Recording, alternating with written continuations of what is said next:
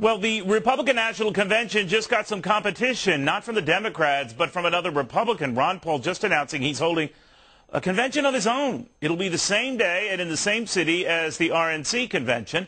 Presidential candidate Ron Paul joins me now. What are you up to, Congressman? Well, I don't know whether we'll call it a convention. We're certainly going to have a meeting, but we're sort of following up on what happened early in the presidential primary races. As you recall, early on, I was excluded from a forum out in Iowa. It happened to be a tax group, but I have no idea why I was singled out and excluded. But we went and had a rally next door. We didn't crash the party. We didn't try to cause any problems. We just went next door, and our rally was a lot bigger than the presidential forum was.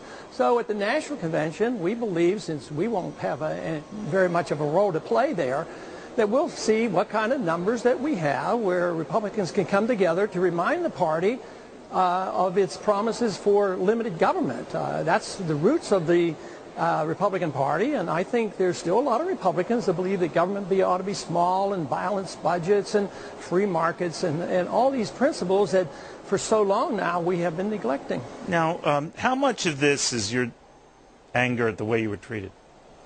Oh, I don't look like an angry person. I'm not an angry person because I deal in philosophy. It's a challenge in philosophy. I am determined, but it's all philosophic.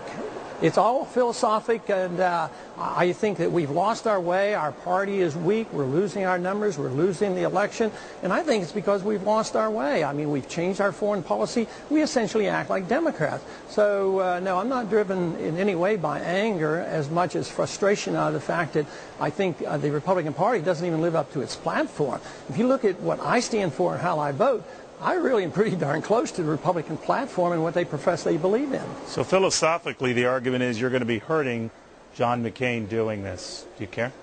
Yeah, but we're not going to hurt our philosophy. I mean, we're going to be asking them to reconsider their positions on taxes, on the environment, on immigration, and all these positions that the party has drifted from. And certainly, I've always challenged the foreign policy of the last several years. I'm still defending George Bush's foreign policy of the year 2000, where he wanted a humble foreign policy and no nation building, no policing the world.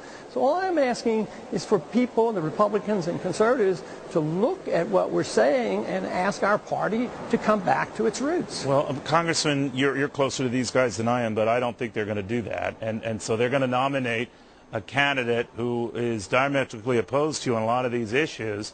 What are you going to do? But they're secondary to the people. I mean, when you deal in ideas and philosophy, you appeal to the people, and when the attitude of the people change, the governments will be forced to. Whether we can be successful at the convention and have them change their platform, you're exactly right. It might not occur that quickly. But if our movement is for real, which I believe it is, this is going to continue. And the precinct organizations will continue. And as time goes on, we will have an influence on the Republican Party. Would you run, Congressman, as a third-party candidate? I guess now with Barr in the race, a fourth-party candidate? No, I've never planned to do that, never intended to do that. And the democratic process in this country is very biased against that.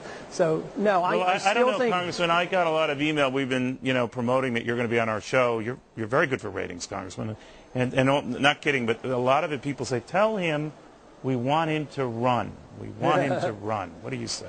Well, I think that's encouraging and it's flattering, but I also know that it's hard to get on ballots. If I had not run in the Republican primary, you wouldn't be talking to me today, most likely, and I wouldn't have ever gotten into the debates. So there's a lot of exclusion of the third parties. Bob Barr, I'm hopeful, will do a better job as a third-party candidate than average, but he's going to have a tough time. But your basic premise, and the reason why you don't like what the Democrats are saying, what you don't like the Republicans are saying, leaving foreign policy out for the time being, it's just that the role of government, they're both bigger on bigger government, right? Sure. Bigger spending. They compromise down here, and everybody's supposed to compromise.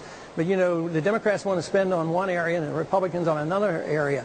So when they come up with a bill like this week on the supplemental, they'll come up, they'll raise military spending and all the foreign aid expenditures. At the same time, they're going to raise domestic spending. So that's the compromise. The compromise has to be we have to cut back, balance the budget, strengthen the dollar, stop the inflation, and get back to a market economy. Otherwise, all we're going to have is trying to survive from the breaking up and of of these bubbles, and now we're suffering through the housing bubble collapse. So I assume with these collapses and real quickly in the oil companies, you would not be for a windfall profits tax as Democrats were shot down today, or federal bailout programs of any sort, right?